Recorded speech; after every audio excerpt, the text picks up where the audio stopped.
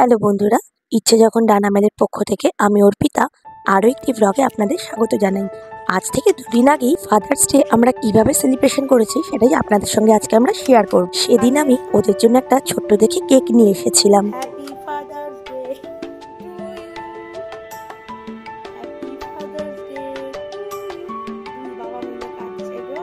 যেহেতু আমার বাবা আর নেই, তাই আমার ছেলেকেই আমি আমার বাবা বলে মনে করি।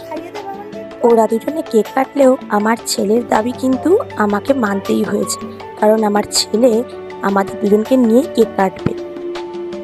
আর ওর কথা আমরা কিন্তু দুজনেই মেনে চলি, তাই আমরা একসাথেই কিন্তু কেক কাট করে ফাদার্স ডে সেলিব্রেট করেছি।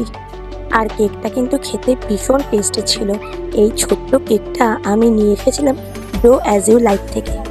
আর সেদিন আমি সকালবেলা থেকেই প্ল্যান করে রেখেছি সেদিন আমরা বাইরে খেতে যাব। তাই কেক কাট করার পরে আমরা তাড়াতাড়ি করে একটা ওলা বুক করে বেরিয়ে পড়েছিলাম আমার ছেলের একটা পছন্দের জায়গায়। আর সেদিনকার ওয়েদার ছিল খুব সুন্দর, একদম মেঘলা মেঘলা আকাশ, ঠান্ডা ঠান্ডা ওয়েদার।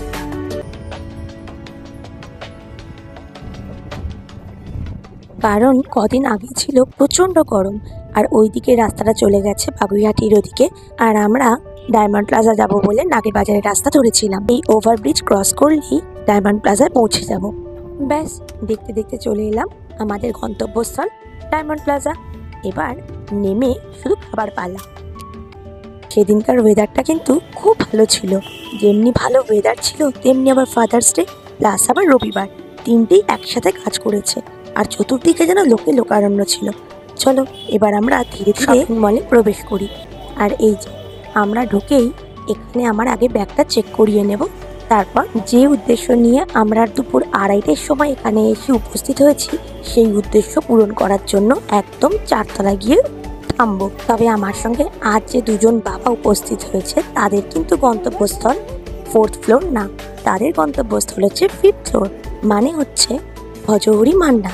ওরা দুজনেই ঠিক করে নিয়েছিল যে বাঙালি খাবার খাবে। আর ডায়মন্ড প্লাজায় বাঙালি থালি বলতে আমরা বুঝি ভজহরি মান্না, কারণ ওর থেকে ভালো বাঙালি খাবার আর ডায়মন্ড প্লাজায় অন্য কোথাও নেই।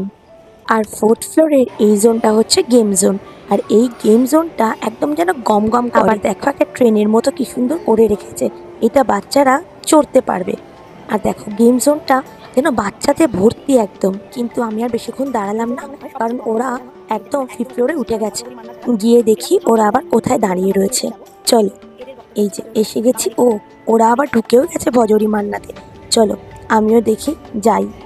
এবার ভজহরি মান্নাতে ওদেরই ডিমান্ডের খাবার ওদের জন্য অর্ডার দিলাম। প্লেন ভাত, ঝুরঝুরে আলু ভাজা, মাছের মাথা দিয়ে ডাল, মাটন কষা, পোলাও, মাছের কালিয়া, আর 2টো ফিশ চপও নেওয়া হয়েছিল, আর আমপোড়া শরবত। আমি একটা ফিশ চপ আর আমপোড়া শরবত খেয়ে নিচে চলে এসেছিলাম আমার পছন্দ মতো খাবার অর্ডার দিয়ে খেতে। আমার সেই বাড়ির মতোই রোজকার ভাত, পোলাও, মাছ, মাংস খেতে না বাইরে গিয়ে ভালো লাগে না। বাইরে বেরিয়ে খাবারের স্বাদ বদল করতে আমার সবচেয়ে বেশি ভালো লাগে। তাই আমি ক্যাভেন্টার্স থেকে একটা মিল্কশেক আর ওয়াও চায়না থেকে chilli garlic chowmein with chicken manchurian নিয়েছিলাম। যদিও পুরোটা আমি খেতে পারিনি, তাই প্যাক করে নিয়ে চলে এসেছিলাম। আর আমার খাবার অর্ডার দিতে দিতে ওরা অলরেডি খেয়ে নিচে নেমে এসেছিল। আর যতক্ষণ খাবার দেয়নি ততক্ষণে আমি কিছু সেলফি তুলে নিয়েছিলাম আমার। এখানে তোমরা নিজেদের পছন্দ মতো সমস্ত রকম খাবারই মোটামুটি পেয়ে যাবে। ওরা নিচে নেমে এসে অলরেডি স্মার্ট বাজারে ঢুকে গিয়েছিল। আর তারপরে আমার অর্ডার দেওয়া খাবার উপস্থিত হয়েছিল। এই যে আমি খেয়েছিলাম শুধুমাত্রই ওই ক্যাভেন্টার্স থেকে অর্ডার দেওয়া মিল্কশেকটা, আর চাউমিনটা সামান্য পরিমাণে খেয়ে প্যাক করে নিয়েছিলাম, কারণ অনেকটা দেরি হয়ে গিয়েছিল। তারপর আমরা স্মার্ট বাজারে ঢুকে আমাদের প্রয়োজনীয় কিছু জিনিসপত্র কিনে ওলা বুক করে আমরা বাড়ি ফেরার উদ্দেশ্যে রওনা দিলাম।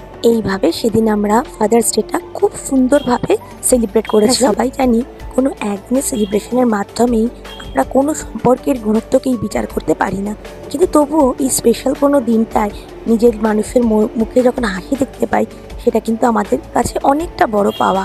আর যদি এই ব্লগটি ভালো লেগে থাকে প্লিজ সাবস্ক্রাইব করে দিও তোমরা। এখন তবে টাটা বন্ধুরা, আবার পরের ব্লগে দেখা হবে।